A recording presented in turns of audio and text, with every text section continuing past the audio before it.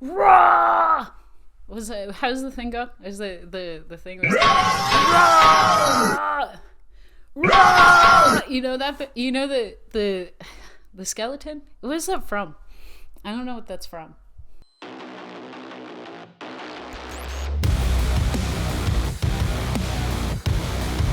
It's the end of the world.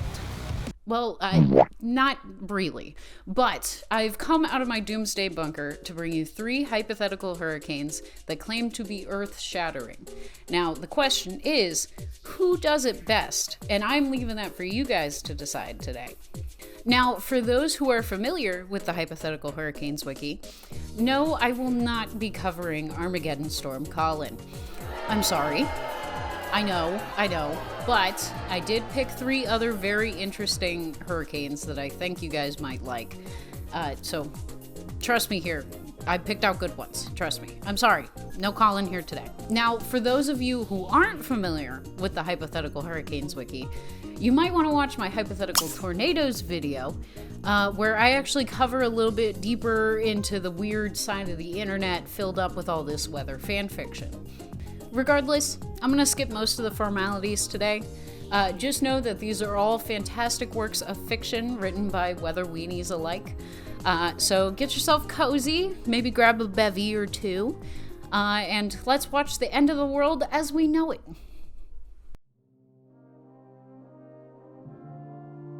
Hurricane Felix. This hypothetical hurricane was written by Encyclopedia Bro 772, otherwise known as Cyclobro.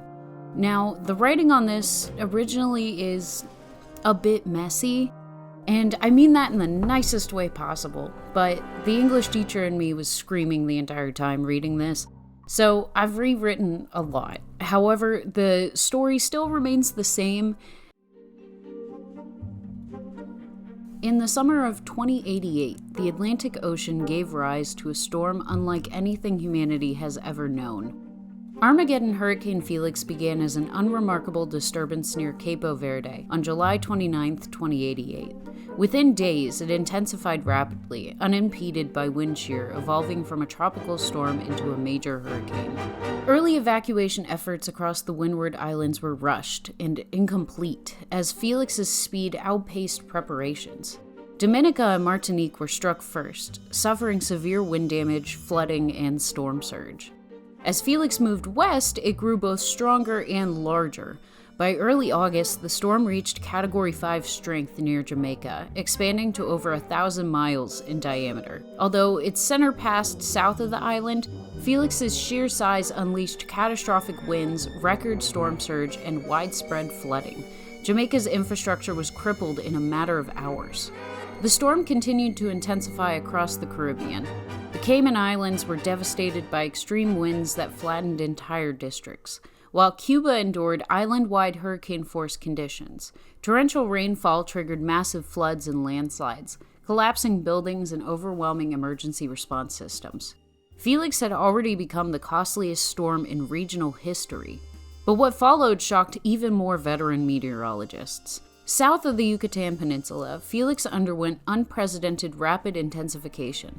Its central pressure collapsed at a rate never before observed, and wind speeds exceeded all known limits of tropical cyclone behavior. Satellites captured a vast, tight-wound system with an eye barely a mile wide, signaling extreme instability and unimaginable power. On August 11th, Felix made landfall on the Yucatan Peninsula. Entire cities were erased down to their bare foundations. Cozumel was obliterated by wind, rain, and towering storm surge. Massive waves reshaped coastlines, while extreme rainfall submerged inland regions. Infrastructure collapsed across southeastern Mexico and Belize, triggering mass displacement, famine, and even societal breakdown.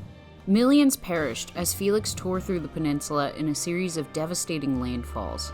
Even regions hundreds of miles away were not spared.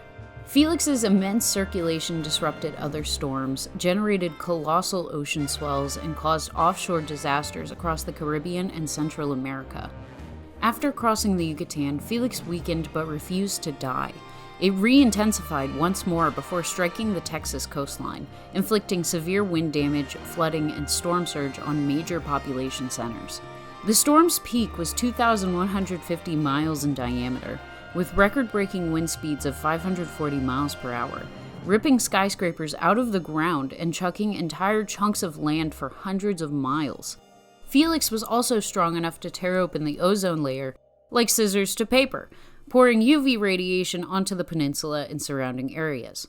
Only after nearly 3 weeks did Felix finally transition into an extratropical system and dissipate over the southern United States. When the storm was over, the numbers were almost impossible to comprehend. Felix caused over $1 trillion in damage, claimed millions of lives, along with 4 million deaths indirectly from UV radiation exposure, and permanently altered coastlines, ecosystems, and nations.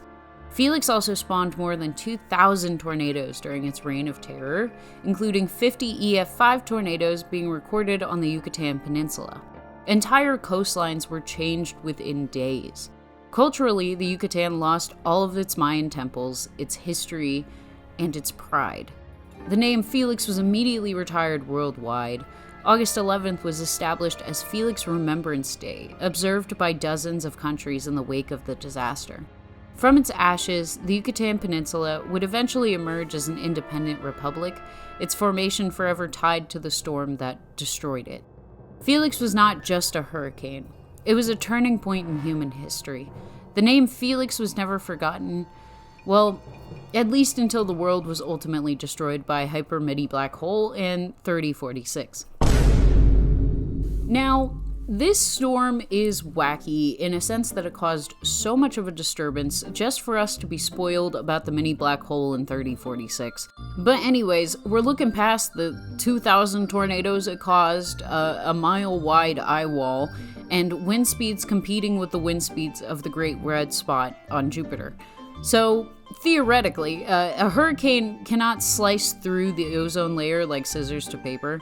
Hurricanes typically top out at the troposphere as to where the ozone layer sits in the stratosphere. The strongest hurricanes can briefly punch a little into the lower stratosphere with overshooting tops, but that's localized, temporary, and weak compared to what would be needed to affect the ozone. But did you know there is a lesser-known sixth sphere on the Earth's spheres? But it only comes out when I think about losing you, because that's my biggest sphere. Happy Valentine's Day. Tell it to your girl. She'll love it. Trust me. Trust me. She'll love it. Tell it to your girl. Hurricane Moo. This hypothetical hurricane was written by Lemon Juice is Sweet, otherwise known as Lemon. Their bio reads as, hi there, I am a citrus fruit, and, I do stuff on tropical cyclones, and, I'm from the South, yeehaw, never been to Texas, but still. Thank you, Lemon. Let's see what you've squeezed out onto the Hypothetical Hurricanes Wiki today. Once again, this is shortened for brevity's sake, but the plot remains the same. Hurricane Moo began as a tropical wave that moved off the west coast of Africa on December 9th, 2027. Favorable conditions allowed it to steadily organize, and by December 10th, it was classified as Tropical Depression 56.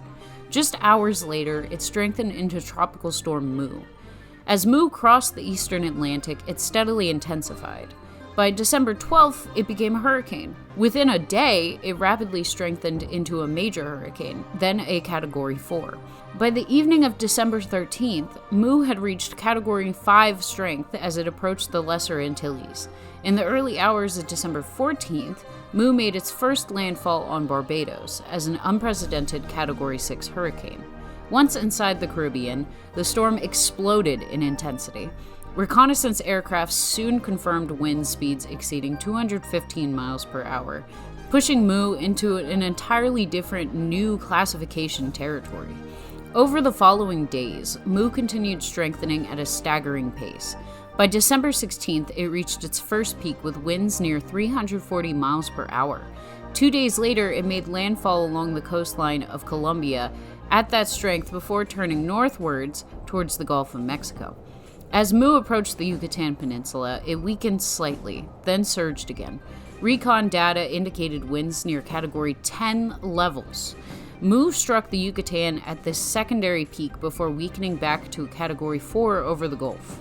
However, that weakening did not last. By late December, Mu rapidly intensified once more. As it approached the U.S. Gulf Coast, it surpassed every known hurricane category. On December 30th, Mu reached Category 10 strength and made landfall in New Orleans, with wind speeds exceeding 440 miles per hour. The storm weakened while crossing the southern United States and briefly transitioned into an extratropical cyclone. In early January, Mu regenerated over the Atlantic. It regained hurricane strength and turned north, slamming directly into New York City as a major hurricane. The storm then stalled over the northeast before weakening again. What followed defied all expectations. Mu transitioned back into an extratropical cyclone, then rapidly intensifying into the strongest extratropical cyclone ever recorded. Days later, it regenerated into a tropical cyclone once more, immediately reaching Category 4 status. By late January, Mu had returned to Category 5 strength. Then, the storm entered a phase of explosive intensification never before observed. As Mu approached Europe, its winds increased by hundreds of miles per hour in a single day. It became a hypercane, and then a super hypercane, and finally an infinite storm. On February 2nd, 2028, Mu made a catastrophic landfall near Lisbon, killing millions before rapidly weakening inland. Mu re-entered the Mediterranean, regaining strength and striking Italy, making landfall near Naples as a high-end Category 6 hurricane. After exiting the Mediterranean, it weakened briefly, then intensified again over the Atlantic. By late February and early March, Mu reached unimaginable strength. Its winds surpassed 900 miles per hour. For the first time in history, a new classification was created, the Armageddon Storm. Mu made landfall in Panama, crossing into the Pacific, weakened, and then re-intensified near Baja California. As it approached the western United States, mass evacuations placed millions into underground bunkers. Mu struck Los Angeles as an infinite storm, tearing the city to shreds. The storm then moved inland. Across the United States, Mu ripped open the Earth's crust, creating new fault lines and triggering massive volcanic eruptions. Winds exceeded 1,200 miles per hour as the storm stalled over the Central Plains.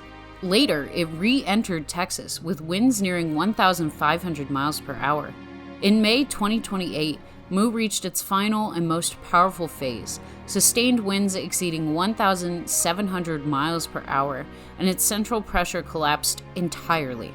The storm made a final landfall on the Carolinas before collapsing into a microscopic black hole over Lake Erie and ejecting itself from Earth.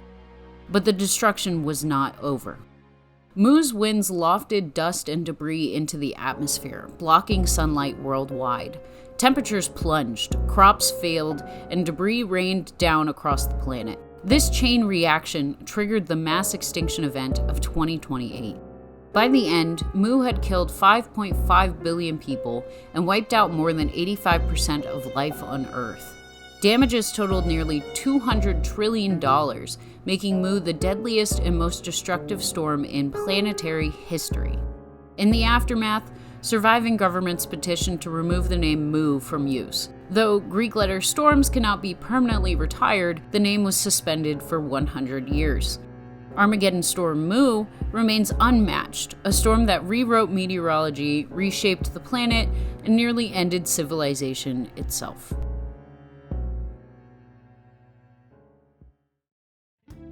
Okay, so I love how the storm kept weakening and then strengthening over and over again. Like, this storm was not giving up. It was not throwing the towel. No brakes on this crazy train.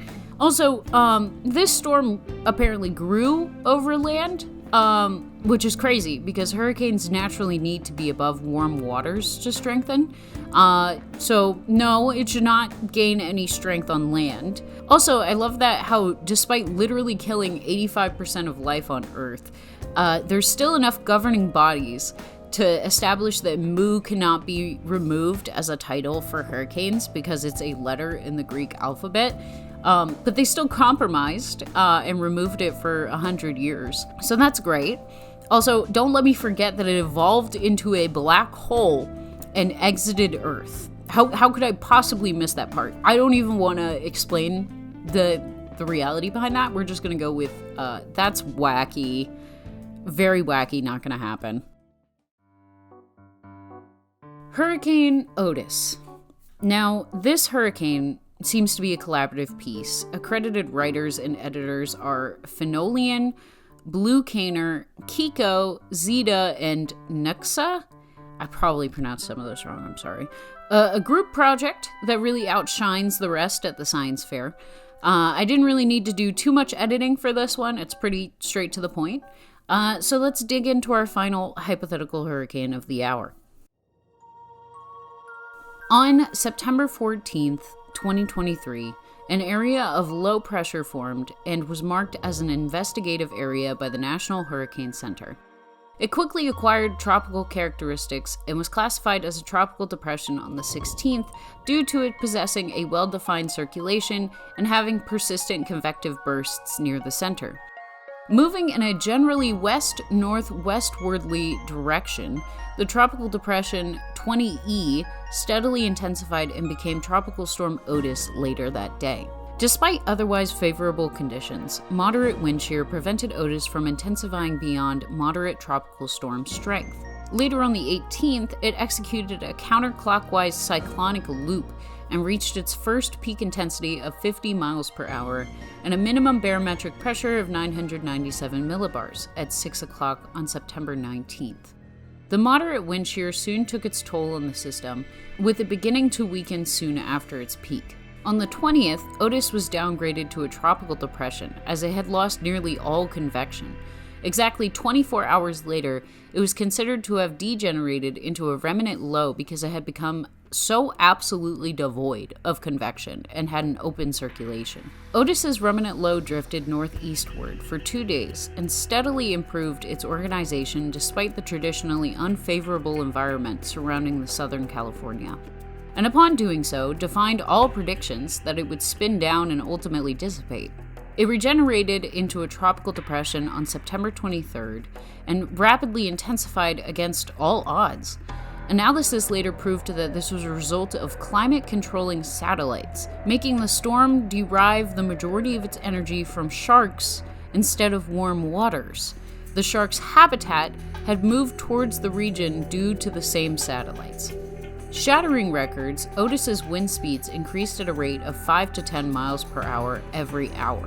Just 18 hours after it had initially regenerated, it had strengthened into a Category 5 hurricane. It ultimately reached its second peak intensity of 250 miles per hour, and its lowest barometric pressure also reached 868 millibars. Otis made an unprecedented landfall at Category 5 intensity in California. Hurricane Otis lasted as a Category 5 hurricane for 9 hours inland.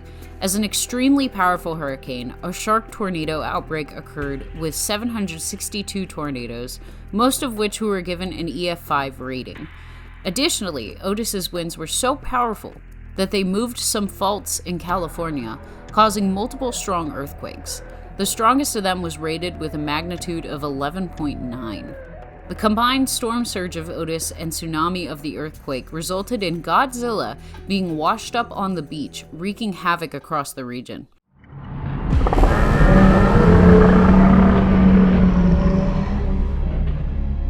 Shouted Godzilla as he emerged from the storm surge. Godzilla then stretched and yawned for what seemed like 24 minutes, before posing for the cameras down below with a lit cigarette.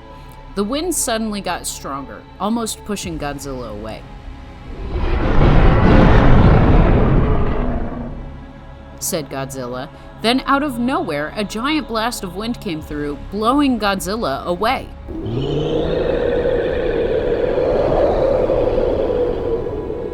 Those were Godzilla's last words, before being shot into space, killing him. However, Otis's reign at said intensity soon ended as aliens and the Blorp Society identified Otis as a threat and used their space lasers to attack and possibly destroy the storm. The lasers were mostly effective and made Otis rapidly degenerate into a remnant low with winds of 20 miles per hour. Otis, which was forecast to rapidly dissipate once again, defied predictions. Due to the brown ocean effect occurring from a recent drop in rain in its path, it rapidly intensified for a second time, at an even faster rate than before. It ultimately strengthened into a hypercane with peak winds of 575 miles per hour and nearly stalled. As the remnant low of Otis approached California, no watches or warnings were issued. When Otis suddenly redeveloped and underwent ballistic intensification, extreme wind warnings, storm surge warnings, hurricane warnings, tornado warnings, and tropical storm warnings were all issued. As the earthquake began, tsunami alerts were issued all across the Pacific coast, and all of the Cascades were under a volcano alert. Evacuations could not proceed as the conditions were too dangerous. The outer bands of Otis caused massive temperature drops across the northern Rocky Mountains, and frost advisories were issued.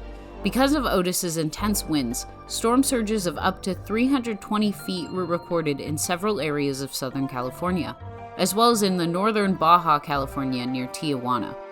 Combined with the several ongoing earthquakes in California, these larger waves were considered by many to have been a tsunami because of their height. Many large population centers such as Los Angeles, Tijuana, San Francisco, San Jose, and inland cities such as Sacramento and Fresno were inundated under several hundreds of feet of water, causing millions of deaths in just a few hours. In Southern California, the warning description included the possibility of the tornado containing hundreds of sharks. Reports of the catastrophic effects of the waves caused mass panic through the nation, especially on the West Coast. Phone lines became filled with calls from relatives, which hindered the ability for emergency services to get information on the situation and act accordingly. As Otis moved inland, all outlooks were dropped and a zombie apocalypse was declared. As the storm started to develop into a black hole, no warnings were issued as it was officially the end of the world. At this time, the last evacuations to the moon or Mars occurred, and Otis maintained its intensity for several days, eventually becoming a black hole on September 29th. Otis then caused the end of the world by engulfing the entire planet. Overall, Hurricane Otis caused $105 trillion in damage, directly killed over 5 million people, indirectly killed another 8 billion, and its effects greatly contributed to the extinction of the human race, which was later completed by the Blorp Space Laser on September 29, 2023. Hey, you made it to the end.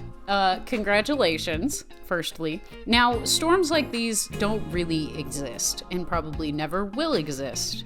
From orbit, hurricanes are beautiful, but from the ground, they are extremely unforgiving. And all these hurricanes kind of left very little room for survival, unfortunately. Realistically, I don't think we'll ever have to deal with storms like these, fortunately. So you can rest easy tonight. However, I'm going to be going back to my bunker, where I have thousands of cans of baked beans that will last me years, as long as my can opener doesn't flop on me. But thanks for watching. Like, subscribe, share, comment.